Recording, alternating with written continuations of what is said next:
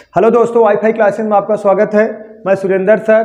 दोस्तों, type third में आंकड़ों की आपस की तुलना में आज हम पार्ट 3 लेके आए हैं। लिखिए पार्ट 3 में क्वेश्चन नंबर लिखिए ए बी से 40% अधिक है और बी से 60% कम है। यदि सी डी से 60% अधिक है तो निम्नलिखित में से कौन सा विकल्प सत्य है। देखिए, एसएससी शिक्षण 2020 में पूछा गया था। एसएससी शिक्षण 2020 में पूछा गया था। जो भी क्वेश्चन नए होते हैं और एग्जाम 2018, 19, 20, 21 में जो पूछे जाते हैं वही हम पढ़ाते हैं दोस्तों। तो देखिए, ये है कहा है आपका ऑप्शन। देखिए क्वेश्चन कहा गया है, हम लगा दे रहे हैं दोस्तों। देखिए ए बी से 40% अधिक है और बी सी से 60% कम है। सी डी से 60% अधिक है। देखिए ए हो गया, बी हो गया, सी हो गया, डी हो गया। अगर डी को हम 100 मान ले रहे हैं, सी डी से 60% अधिक है। सी किससे? डी से 60% अधिक है। ये कितना हो गया? 160। अब आगे कहा गया है बी सी से 60% कम है। बी जो है ना, बी जो है सी से 60% कम है। तो देखिए जो बी है ना, सी से कितना है? 60% कम है। तो बी जो है 60% कम है तो होगा कितना? मान लीजिए 40 कितना होगा? अगर 60% कम है या तो 160 का 60% निकाल के 160 में से घटाइए, या तो कितना निकाल लीजिए? डायरेक्ट 40% निकाल लीजिए। कितना? 40%। इधर हम रफ कर दे रहे हैं। देखिए कितना निकाल लेंगे? कितना कम है? 60% कम है। या 160 का 60% निकाल के 160 में से घटाएं, या तो डायरेक्ट हम कितना? 40% निकाल लें। कितना? 40% बटा 100। 2 जीरो 2 जीरो से कट गया। 16 चौका 64 आ गया। ये कितना हो गया? 64 आ गया। लेकिन आगे कहा गया है ए बी से 40% अधिक है। ए जो है ना बी से 40% अधिक है। जो ए है ना इनसे, किससे? इस 64 से कितना अधिक है? 40% अधिक है। तो देखिए 64 का हम कितना निकाल लें? 40% निकाल लें। 40% निकाल के 64 में क्या करेंगे? जोड़ देंगे। सही है ना? ए जो है बी से 40% अधिक है तो 64 का 40% निकाल के हम किस में जोड़ देंगे? बी में। तो देखिए 1 जीरो 1 जीरो से कट गया। अब इसे गुणा करा दे। 4 चौक 16, 4 चौक 16, 6 हंसी लगा 1, 4 छंग 24, 1 25। सही है? 4 छंग 24, 1 25 भाग दे देगा। कितना आ जाएगा? 25.6। 25.6। अब इसमें जोड़ दो। किसमें? 64 में। 64 जोड़ दो इसमें। कितना? 6 6 5 नहीं 5 4 9 और 6 2 8। कितना? 8 9 और कितना? 0.6। सही है ना? 89.6 आ गया। तो अब देखिए ए का वैल्यू 89.6, बी का वैल्यू 64 और सी का वैल्यू 60, 160 और डी का वैल्यू कितना हो गया? 90। तो देखिए सॉरी, डी का वैल्यू कितना है? 100। तो देखा अब क्या है ना, हम ऑप्शन से कैसे सॉल्व होगा? ऑप्शन से सॉल्व होगा ना। सी बी से 60% अधिक है। जो सी है बी से कितना अधिक है? 60% अधिक है। अरे 60% अधिक है। देखिए कितना अधिक है? अरे बहुत ज्यादा अधिक है। देखिए ये 64 है। 64 दूना कितना होता है? 128 से 160 है। वैसे ही दिख रहा है कितना? 100% ज्यादा अधिक है। सही है? अब ये का है ऑप्शन नहीं, ये गलत है ऑप्शन। ये कौन है? ऑप्शन नंबर ये गलत है। ए सी से 45% कम है। ए जो है ना और सी से कितना कम है? 45% कम है। ए सी से कितना कम है? 45% कम है। ए 160 है। ए कितना है? मतलब 89.6। ए कितना है? 45% कम है। और ये वाला चेक कर लीजिए। देखिए सी से बी डी से 36% कम है। जो बी है डी से, बी जो है ना बी डी से, देखिए ए बी है, बी जो है डी से कितना कम है? 36% कम है। सही बात है। अगर ये 100 है परसेंट है और ये कितना है? 64% है। ये 100% है, ये 64% है। तो देखिए कितना कम होगा? 36% कम होगा ना। अरे आप देखिए 100 से ये 64 कितना कम है? 36 कम है। तो 36 कम है तो कितना परसेंट कम होगा? 36%। कैसे? देखिए 36 बटा 100 और गुणे कितना? 100 से 100 कैंसिल हो जाएगा। कितना आ गया? 36%। कितना आ गया? 36%। सही है दोस्तों, कितना आ गया 36%, यही कहा होगा सी। अब यही वाला कहाँ भैया नहीं चेक किए, तो पहले मान लीजिए ये चेक करते, फिर टाइम वेस्ट होता। पहले जो ऑप्शन ओरल लग रहा है, ओरल विदाउट पेन उठाए, पहले उसको चेक कर लीजिए। अगर ऑप्शन मैच कर गया ठीक है, नहीं तो आप ओरल वाला डायरेक्ट ऐसे कैंसिल कैंसिल कर देते, ए वाला ऑटोमेटिक सही हो जाता। लेकिन कहा है तब तक हमारा एक कहा है सी वाला मैच कर गया, तो सी वाला ऑप्शन सही है, बी डी से 36% कम है। नोट कर लीजिए दोस्तों। चलिए दोस्तों नेक्स्ट क्वेश्चन लिखिए।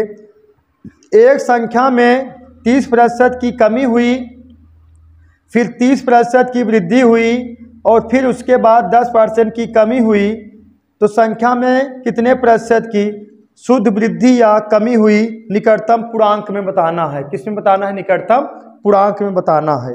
देखिए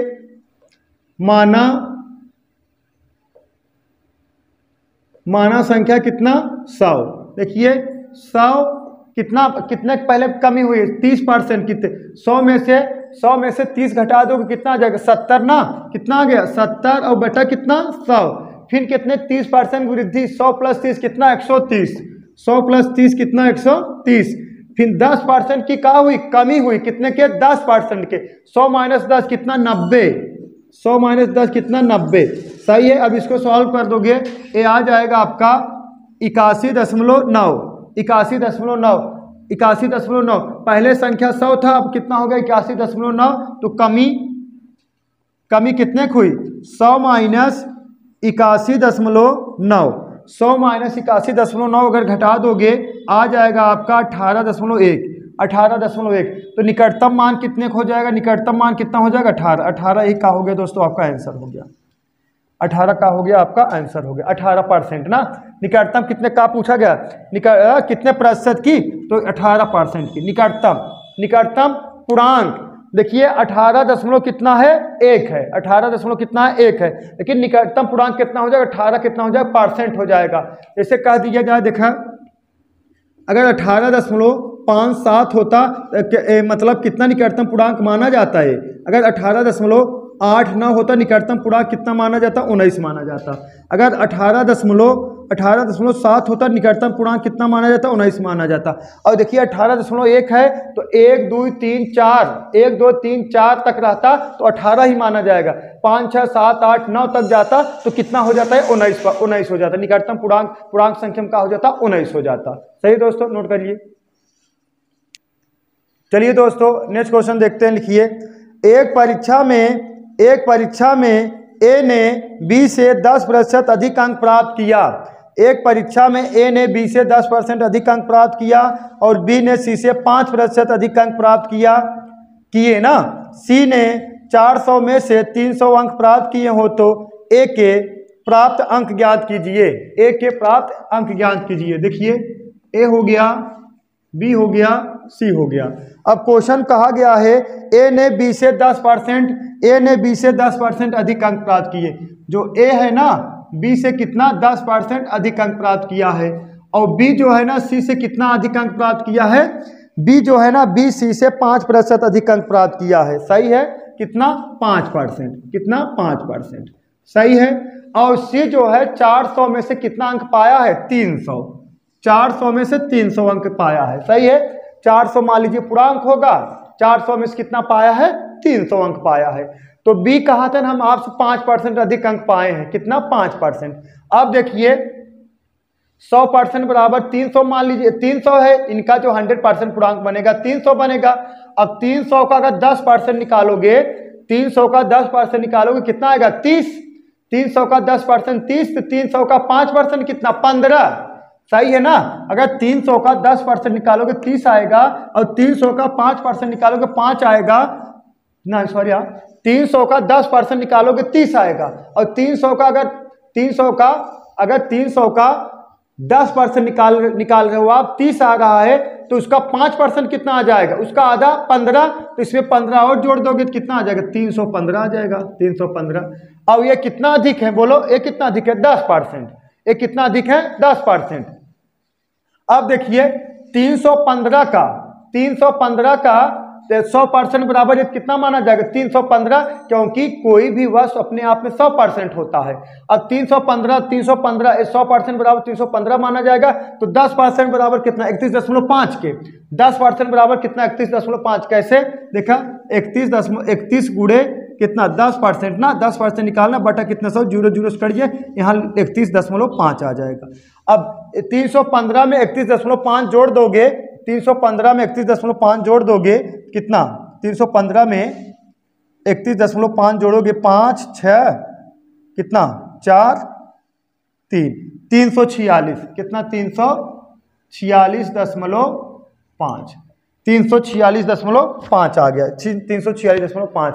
तो क्वेश्चन का कहा गया है हो तो ए का प्राप्तांक बताइए, ए का प्राप्तांक यही तो हो गया, ए का प्राप्तांक 346.5।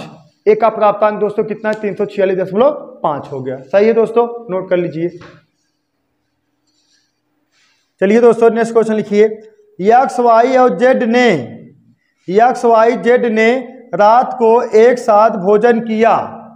एक्स वाई और जेड ने रात को एक साथ भोजन किया। जेड के भोजन की लागत वाई के भोजन की लागत से 20% है। सही है, वाई के भोजन की लागत से 20% अधिक है और एक्स के भोजन की लागत जेड के भोजन की लागत का 5/6 है। यदि वाई ने 100 रुपये भुगतान किया हो तो तीनों द्वारा किए गए भुगतान की कुल राशि क्या है। एसएससी सीजीएल 2020 में पूछा गया था दोस्तों। देखिए कौन है x y z, x y z. अब एक्स वाई कितना भुगतान किए हैं 100 रुपये, एक्स मतलब वाई कितना भुगतान किए हैं 100 रुपये। एक्स वाई जेड रात के एक साथ भोजन किया। जेड के भोजन की लागत वाई के भोजन की लागत से 20% अधिक है। सही है, वाई के भोजन के लागत से कितना 20% अधिक है 120, क्योंकि क्वेश्चन लास्ट में कहा गया है वाई कितना भुगतान करें भैया, वाई भुगतान किए थे 100 रुपये। अगर वाई का 100 रुपये है 20% अधिक किए हैं तो कितना 120% अधिक किए 120% हो मतलब 120 आ जाएगा। और आगे कहा गया जेड के भोजन के लागत का 5/6 है। एक्स के भोजन की लागत जेड के भोजन के लागत के 5/6 है, तो 120 का 5/6 निकालोगे 6 दूना 12 20 पंजे 100 20 पंजे 100 20 पंजे 100 20 पंजे 100। ठीक है, एक्स कितना रुपए लगा है 100 रुपये और वाई कितना रुपए लगा है 100 रुपये। जेड कितना रुपए लगा है 120 रुपये। यही कहा गया है ना, वाई का खर्च कितना है 100 रुपये और जेड जो है वाई से 20% अधिक है, कितना हो जाएगा 120 हो जाएंगे। अब इसका 5/6 जेड का 5/6 कौन लगा है एक्स, जेड का 5/6 निकाल लोगे कितना आ जाएगा 100 कितना लगा है एक्स लगा है। तो आपका पूछा गया है एक्स वाई जेड कुल कितना खर्च किए हैं, तो x plus y plus z हो जाएगा 100 प्लस 120 जोड़ दोगे 100 200 300 320 रुपये वो लोग दोस्तों तीनों मिलके 320 रुपये खर्च किए हैं। नोट कर लीजिए, नोट करिए। चलिए दोस्तों नेक्स्ट क्वेश्चन लिखिए। एक संख्या में 30% की वृद्धि हुई, फिर 25% की कमी आई, फिर 25% की वृद्धि हुई। संख्या में कितने प्रतिशत की वृद्धि या कमी हुई निकटतम पूर्णांक में। एसएससी सीजीएल 2020 में पूछा गया था। एसएससी सीजीएल 2020 में पूछा गया था। देखिए माना संख्या कितना 100। देखिए 100 इंटू पहले कितना 30% की वृद्धि 130/100 130/100, फिर कितना 25% की कमी, फिर 25% की वृद्धि 25% की कमी मतलब 75/100, 25% की वृद्धि मतलब 100 + 25 125/100। सही है दोस्तों। अब इसको कटा दोगे टोटल आ जाएगा 121.875 121.875। सही है। अब देखिए पहले संख्या 100 था, अब इसको आप सॉल्व कर दिए कितना 121.875, तो कितने वृद्धि हुई है, तो वृद्धि प्रतिशत बराबर कितना आ जाएगा, वृद्धि प्रतिशत बराबर देखिए वृद्धि प्रतिशत बराबर कितना 121.875 माइनस कितना 100, तो आएगा कितना 21.875, 21.875। अब देखिए आप निकटतम मान निकालना है ना, अगर 21.2 होता तो 21 निकटतम पूर्णांक होता, अगर 21.4 होता तो निकटतम पूर्णांक कितना होता, 21 होता, लेकिन 21.8, 7, 6, 9 कुछ भी रहेगा तो कितना हो जाएगा निकटतम पूर्णांक 22%। कितना हो जाएगा 22%। देखिए 5, 6, 7, 8 कोई भी नंबर यहाँ होता है 22% हो जाएगा। अगर 1, 2, 3, 4 कुछ भी होता तब क्या होता निकटतम पूर्णांक बोलो, तब जो है कितना हो जाता 21 हो जाता। सही है, ये 8 है इसलिए क्या माना जाए निकटतम पूर्णांक 22। नोट कर लीजिए दोस्तों। अब तो क्वेश्चन ऐसा हो गया है, आप लगाने के बाद ऑप्शन देखना, ऑप्शन कैसे था, ऐसे था, ऐसे देखिए पहले था 21.87%, फिर 21%, फिर ऑप्शन सी था 22%, option D none of these. अब बताइए आपसे निकटतम पूर्णांक पूछा है, ये दशमलव में ऐसे ही गलत हो गया। अब देखिए यहाँ देखा कितना आया 21.8 आया है, तो 21% होगा नहीं क्योंकि कम थोड़ी जाएगा।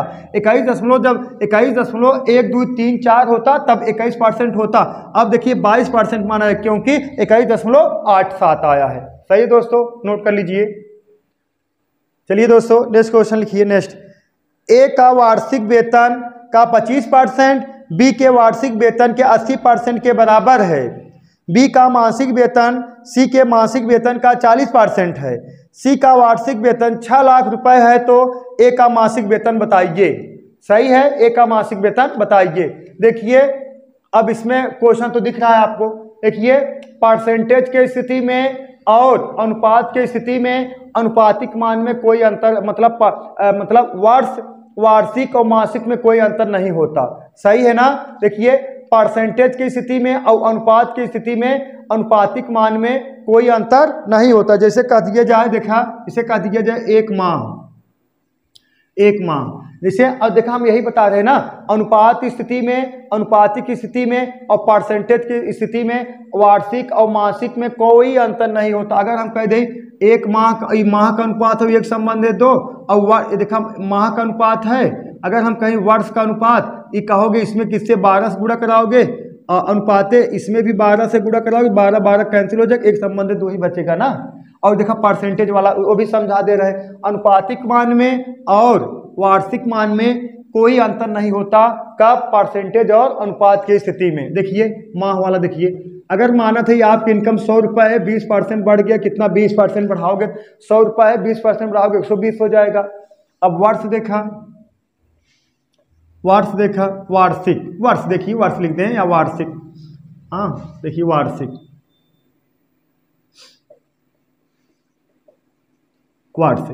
अब देखिए 20% यहाँ मतलब वृद्धि हुआ है ना। देखा 100 से 20% ज़्यादा हुआ है।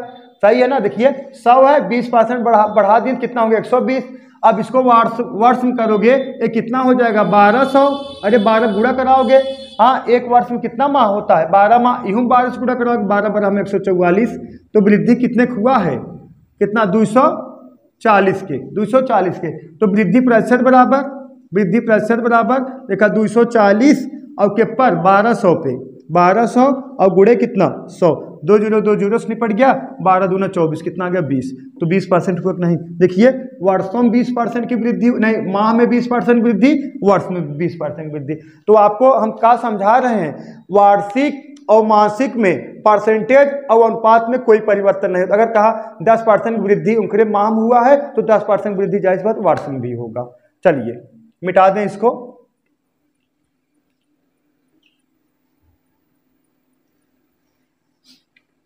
अब आ जाइए आप लोग बालक क्वेश्चन पर। क्वेश्चन देखिए, क्वेश्चन कहा गया है ए का वार्षिक वेतन का 25% बी के वार्षिक वेतन के 80% के बराबर है। बी का मासिक वेतन सी के मासिक वेतन का 40% है। सी का वार्षिक वेतन 6 लाख है। सी का वार्षिक वेतन 6 लाख है, तो सी का वार्षिक वेतन ना, हाँ सी का वार्षिक वेतन 6 लाख है, तो सी का मासिक वेतन कितना हो जाएगा, मासिक वेतन सी का मासिक वेतन हो जाएगा 6 लाख और बटा कितना 12 पंजे 60, 12 पंजे 60 बचे 1 2 3 4 0, 1 2 3 4 0, 50,000। ठीक है। सी का वार्षिक वेतन 6 लाख है, सी का मासिक वेतन कितना हो जाएगा 50,000, 50,000। सही है। आगे कहा गया है बी का मासिक वेतन सी के मासिक वेतन का 40% है। सही है ना। बी का मासिक वेतन जो है, देखा, जो बी का मासिक वेतन है, बी का जो मासिक वेतन है, सी के मासिक वेतन का कितना 40%, तो 50,000 का कितना निकाल लो 40% बटा कितना 100, कितना आ जाएगा दोस्तों 20,000, 20,000।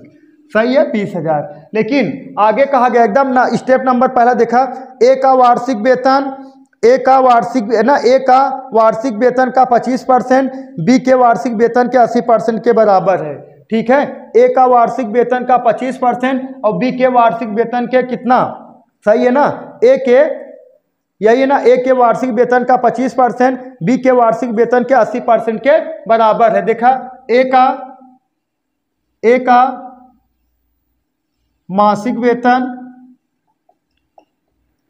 वेतन का कितना, एक के मासिक वेतन का 25% बराबर बी के मासिक वेतन का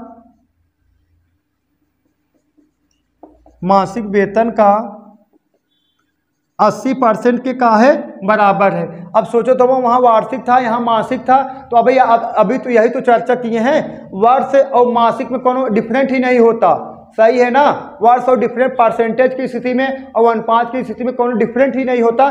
चाहे कहे ए का वार्षिक वेतन का 25% तो भी सही है, ए के मासिक वेतन का 25% और बी के मासिक वेतन का 80% का है, एक ही होगा, कोई डिफरेंट नहीं होगा।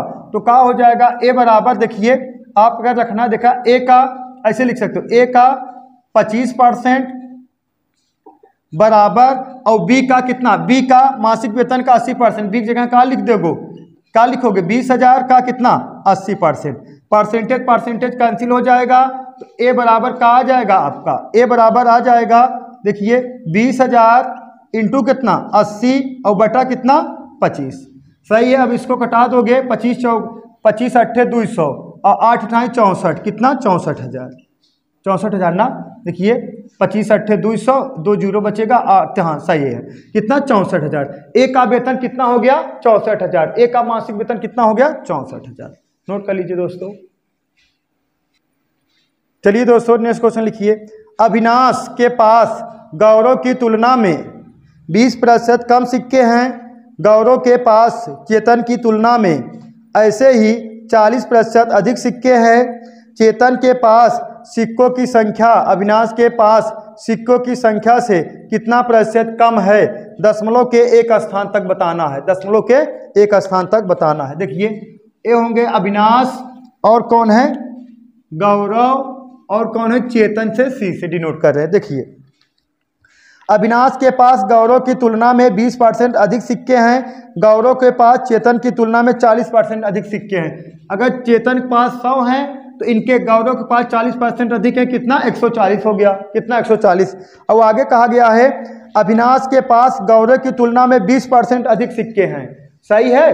देखा अविनाश के पास गौरव की तुलना में 20% कम है, कम सॉरी, यहाँ अविनाश के पास गौरव की तुलना में 20% कम है। सही है ना।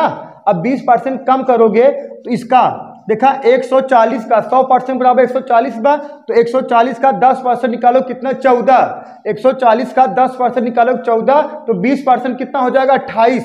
140 का अगर 20% निकालो कितना आ जाएगा 28। सही है ना। अब इसमें से 140 में से 28 घटा दोगे कितना आ गया 112, 112 आ गया।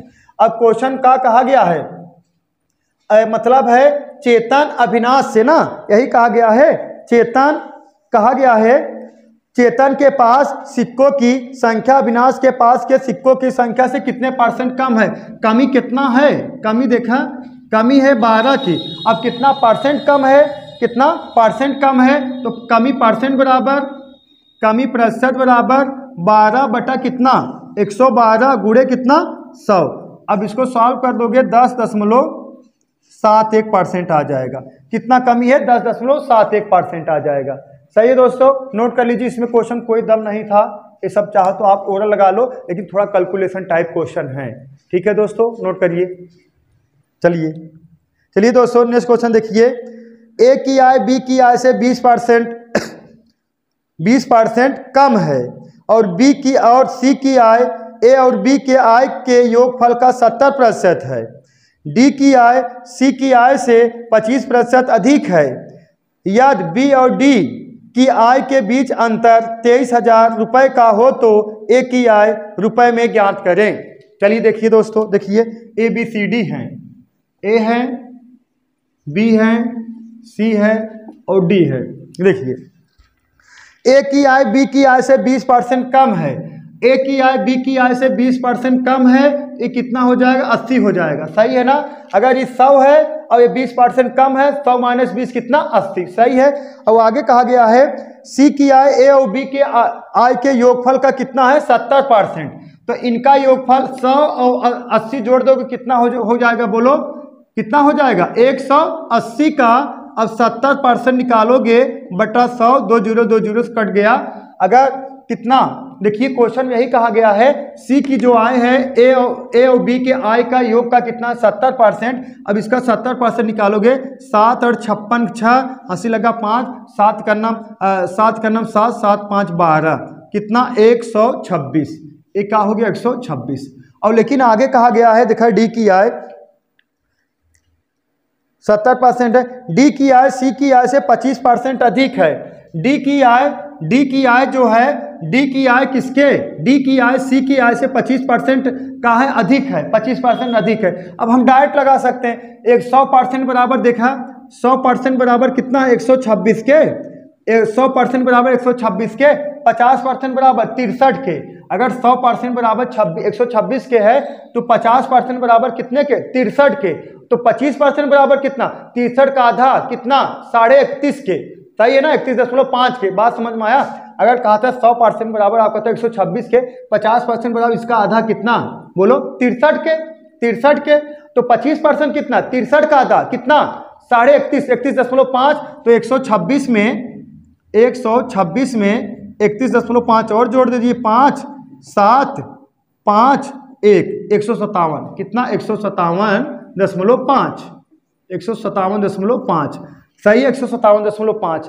अब आगे कहा गया है, देखिए 157.5 आगे कहा गया है बी और डी के आय के बीच का अंतर कितना है? 23,000 है। ठीक है, बी और डी का अंतर कितना? देखा 57 यूनिट है। यहाँ अंतर कितना? देख 57.5 यूनिट। यही 57.5 यूनिट बराबर कितने के? 23,000 के। कितने के? 23,000 के। तो आपसे कहा पूछा ए की आय कितना? 80 यूनिट। तो 80 यूनिट बराबर कितने के? 23,000। देखिए 23,000 इंटू कितना? 80 और बटा कितना? 57.5 बटा कितना? 57.5। अब इसको कटा दोगे दोस्तों, कितना आ जाएगा? 32,000 के। कितना आ जाएगा? 32,000। यही दोस्तों 32,000 किसकी? एक ही आय हो गई। एक ही आय कितना है? 32,000। नोट कर लीजिए दोस्तों, नोट कर लीजिए। जो चीज ना समझ में आया हो आप लोग कमेंट बॉक्स में आप लोग कमेंट कर दीजिएगा। आप एक बार और इसको समझाते हैं आप लोग को। देखिए ए की आय बी की आय से 20% कम है। सही है। 100 माइनस 20 कितना? 80। और कहा गया है सी की आय ए की आय बी की आय के योग का कितना? 70%। तो आपको बताया इनका आय का योग कितना होगा? 180। 180 का 70% निकालोगे कितना आएगा? 126 आएगा। 126। अब आगे कहा गया है डी की आय इनकी सी की आय से कितना अधिक है? 25% अधिक है। या तो आप इसका देखा, एक अगर 100% 100 कितना? 126 है तो 50% 63, तो 25% कितना? 31.5। अब इसमें 31.5 कर दोगे तो 157.5 आ जाएगा। अब इनका अंतर कितना है? इनका अंतर कितना है? 23,000 के। लेकिन कितना यूनिट का अंतर है? 57.5 के। 57.5 यूनिट बराबर 23,000 के। तो ए की आय 80 यूनिट बराबर 23,000 बटा 57.5 इंटू कितना? 80 कितना आ गया? 32,000। यही दोस्तों किसका आय हो गया? एक ही आय हो गया। किसका? एक ही आय। तो दोस्तों आज के लिए बस इतना ही। और आप लोग वीडियो को ज़्यादा से ज़्यादा लाइक शेयर और सब्सक्राइब करिए। आप लोग एकदम इंडिविजुअल मैथ डिटेल्स पढ़ाया जा रहा है, ठीक है दोस्तों। और आप लोग नोट्स बनाइए, इससे बाहर कुछ नहीं पूछेगा। और जो भी हम पढ़ा रहे हैं सब नए क्वेश्चन 2019, 20, 21 में पूछे गए हैं। चलिए दोस्तों, दैट्स ऑल, थैंक यू।